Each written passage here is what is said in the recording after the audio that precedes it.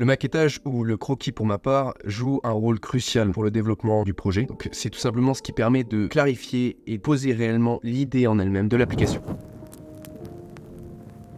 Donc tout d'abord, on a l'idée comme on a pu le voir dans la dernière vidéo. Et ensuite, on a la phase où on pose l'idée et où on la voit concrètement en face de nous. Habituellement, il est mieux de faire un maquettage qu'un croquis puisque le croquis permet réellement de voir la structure, le squelette de l'application, mais le maquettage permet réellement de voir tout ce qui est en rapport et ensuite le développeur a juste à recopier ce que le designer UX UI a fait pour ensuite le créer sans avoir besoin réellement de réfléchir à l'esthétique. Pour ma part, sachant que c'est un projet perso, j'ai juste eu besoin de faire une sorte de croquis parce que même au niveau du développement, j'ai fait beaucoup de modifications. L'idée de base était là. Ensuite, avec le croquis, j'ai pu développer l'idée et réellement voir si c'était quelque chose qui était plausible. J'ai pu aussi le montrer et savoir l'avis de certaines personnes. Pour être simple, ça permet de représenter concrètement l'application, donc ce qui facilite ensuite la création du projet.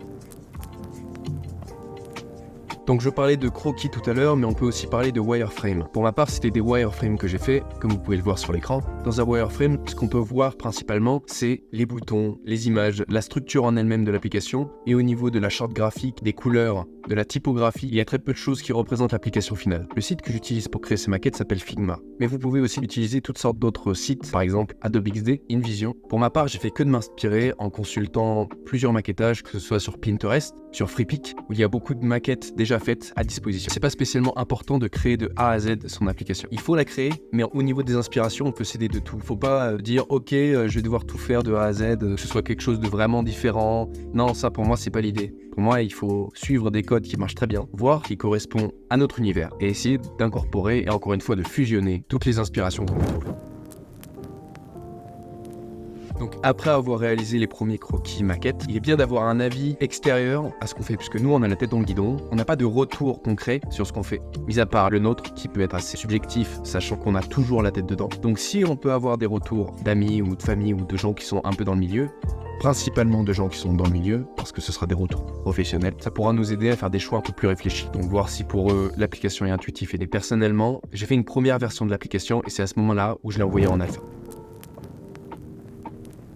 Donc ensuite, et cette étape est principalement pour ceux qui développent leur projet eux-mêmes ou pour ceux qui connaissent les failles du développeur qui est dans leur projet, c'est de prendre en compte les contraintes techniques. Quand tu crées une maquette ou un croquis, principalement une maquette, si tu veux faire une maquette très belle, etc., qui sort un peu de ce que tu as l'habitude de voir, tu essayes de faire des petites choses, des arrière-plans très spécifiques, mais si tu prends pas en compte ta façon de développer ou l'outil que tu utilises, ça se trouve, tu vas te créer des contraintes et des difficultés lors du développement. Après, c'est quelque chose à prendre en compte, ce qui est bien de prendre en compte, mais c'est encore une fois pas définitif. Personnellement, même si mes croquis sont pas du tout fabuleux, j'ai pas spécialement pris en compte cet élément. Je savais que le développement de la page événement allait être extrêmement compliqué, et d'ailleurs je suis encore dessus. Et voilà, tant qu'on est conscient de ça et que toute l'équipe en elle-même en est consciente, ce n'est pas un problème.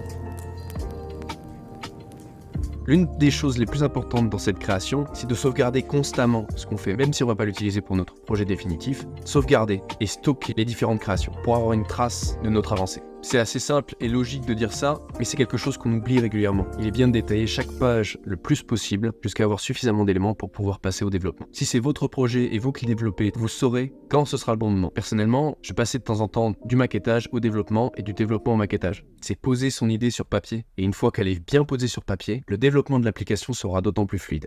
Ciao.